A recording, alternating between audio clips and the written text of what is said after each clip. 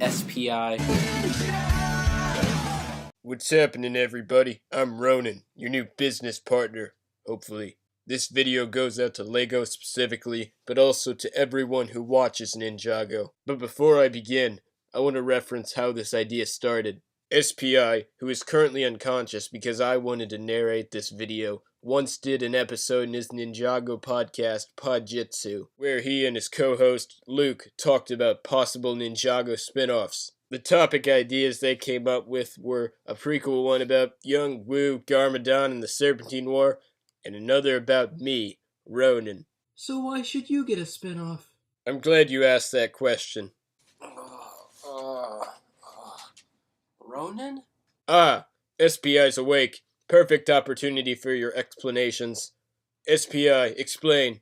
Ninjago has been around for over 7 years, but LEGO can only stretch out the show for so long. Ninjago is going up to seasons 8 and 9, and it seems LEGO has come up with a lot of ideas for these 2 upcoming seasons.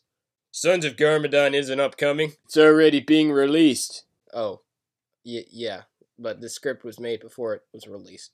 Oh yeah. But what about beyond that? A show can only be stretched out for so long until it seems very repetitive and will lose its touch that it's had for years prior. And people may get tired of seeing the same ninja fight villains and protect Ninjago from evil after so long. The show won't last forever, but spin-offs could be LEGO's way of continuing the big Ninjago universe. Yes, exactly. And why should it be about me? A spin-off focused around Ronan could show different perspectives of Ninjago. Ones of crime, poverty, and overall just very contrasting to those of the ninja.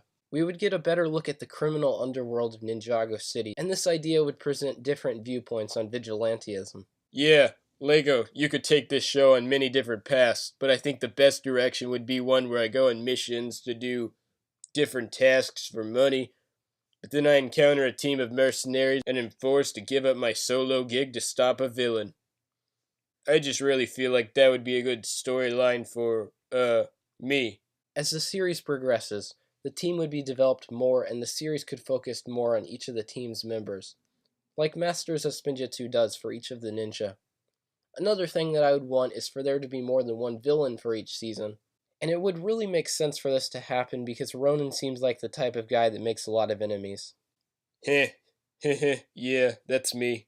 And I'm not just talking about a season with villains like the Time Twins and the Vermilion. No, I'm talking about a season with 2 or more separate villains, like Ronan and his team fight different villains in different episodes, but the season could overall have an overarching villain. For example, if Masters of Spinjitzu was like this, it would have Moro and Chin as villains in different episodes fighting the ninja, but overall Notakon could be the villain. But overall Notakon would be the villain the seasons. But overall Notakon would be the villain the seasons. But overall Notakon would be the season. But overall Notakon would be the. SPI, can you just say your line already and not fail? I'm sorry, this happens way too often. You guys seriously have no idea how many takes I have to do. But overall, Notakon would be the villain the season's most focused on, and he gets the biggest moment in the finale. Perfect, you finally said the line. Nice. Alright, getting back on the script. My spin-off would be the perfect setup to explore a new dimension of this Ninjago universe, one without the ninja. Well, if the ninja made appearances on the series, it wouldn't be focused on them and their lifestyle, but rather one of a mercenary, which would be really cool to watch. Something that must happen in a Ronin spin-off, though, is that it must not be a clear kids show, but rather a show for more mature audiences, while balancing that level of maturity and still making it watchable for young teens and possibly older kids. LEGO can do this by including actual guns with actual bullets, like flintlocks for example, more serious situations like facing death, kidnapping, murder, but not getting into anything like profanity or sexual content. LEGO, if you go this route, the number of older viewers will increase. Right, SPI? Correct. Besides, if it's going to be a series about mercenaries, there should really be realistic shootouts. Using lasers or plasma blasters is toning it down a bit too much, and to the level where it wouldn't make sense to do so. But of course, I'm more about arrow blades and swords and guns anyway. The last thing that I want to talk about is the sets. With Ninjago being a LEGO show, sets are most likely going to happen. One thing that LEGO could do with the Ronin spin-off is make them bigger, because usually older, more extreme LEGO builders like buying bigger sets.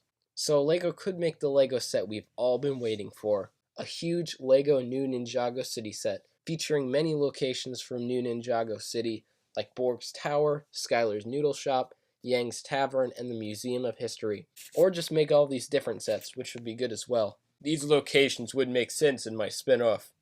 I could go to Skylar's Noodle Shop and Yang's Tavern to drink, but not get drunk. Beer isn't necessary. And to break into places like Borg's Tower and the museum on missions with my team. Wow, I can see a lot of potential with this spin-off idea. Yes, there are a lot of aspects of the Ninjago universe that haven't been explored in Masters of Spinjitzu, and the series' tone and focus prevents it from exploring a lot of the aspects that a mercenary spin-off can. Conclusion time, everybody. If you like this idea, you don't have to like and subscribe and all that. Just please, do us a favor. Spread hashtag Ronin Spinoff all over the Ninjago community. Oh no, not again. Too many hashtags! Hashtag Ronin Spinoff, everybody.